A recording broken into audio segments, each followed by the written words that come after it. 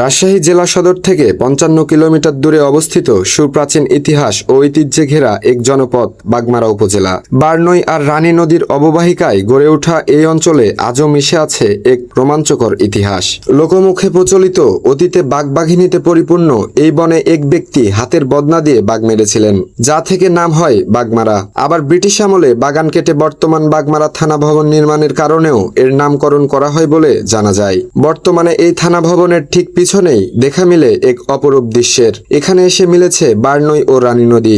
দুই নদীর এই সংযোগস্থলে পানির রঙের এক অদ্ভুত ও স্পষ্ট পার্থক্য প্রকৃতি প্রেমীদের মুগ্ধ করে।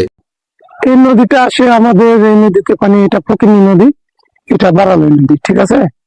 এই নদীটা আসে, নদীর পানিটা আসে আমাদের উপর দিক থেকে, সেটা হলো তিস্তা ব্যারাজের এই দিক থেকে, ঠিক আছে। আর এই নদীটার পানি আসে ওই রাজশাহী দিয়ে চাপাই দিয়ে আসে। তো পানি শুকনো মৌসুমে পানিটার কালার নষ্ট হয়, এই যে এরকম কালার দেখতেছেন আপনারা। এটা হলো রাজশাহী সিটির বিভিন্ন রকমের কলকারখানার পানির জন্য নদীর পানিটা নষ্ট হয়ে যায়, ঠিক আছে। কৃষি প্রধান এই অঞ্চলের অর্থনীতি ও জীবনযাত্রা এখন ব্যবসা বাণিজ্য ও শিক্ষায় অনেকটাই অগ্রসর। তবে নদীমাতৃক এই জনপদে জেলেদের পাশাপাশি এখনো বহু মানুষ শখের বশে ছিপ নিয়ে বসে থাকেন নদীর পাড়ে। বিকেল হলেই দুই নদীর মোহনায় ভিড় জমে শৌখিন মৎস্য শিকারীদের, যা স্থানীয় ঐতিহ্যের এক দারুণ প্রতিচ্ছবি। ইতিহাস, ঐতিহ্য আর প্রকৃতি এমন মেলবন্ধনেই বাগমারা আজও তার নিজস্ব বৈচিত্র্য টিকিয়ে রেখেছে। অনেক লোকজনে যারা মৎস্য শিকার করে জীবিকা করে, এরা আপনার হলো জীবিকা চালন করতে পারে না, কারণ ওদিকে মাছগুলো যেতে পারে না। এই নদীতে ভালো পানি, এদিকে মাছ থাকে, ঠিক আছে।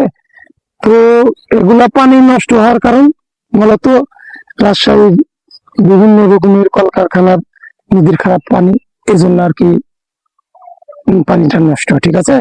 দেখা যায় এদিকে পানি ভালো, কিন্তু এটা ভালো পানি না, এটা নষ্ট হয়।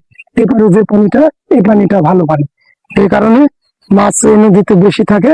আর যখন এই নদীটা যখন চাপ দেয়, তখন পানিটা উঠে এদিকে যায়, যখন এই নদীতে ভালো মাছ থাকে।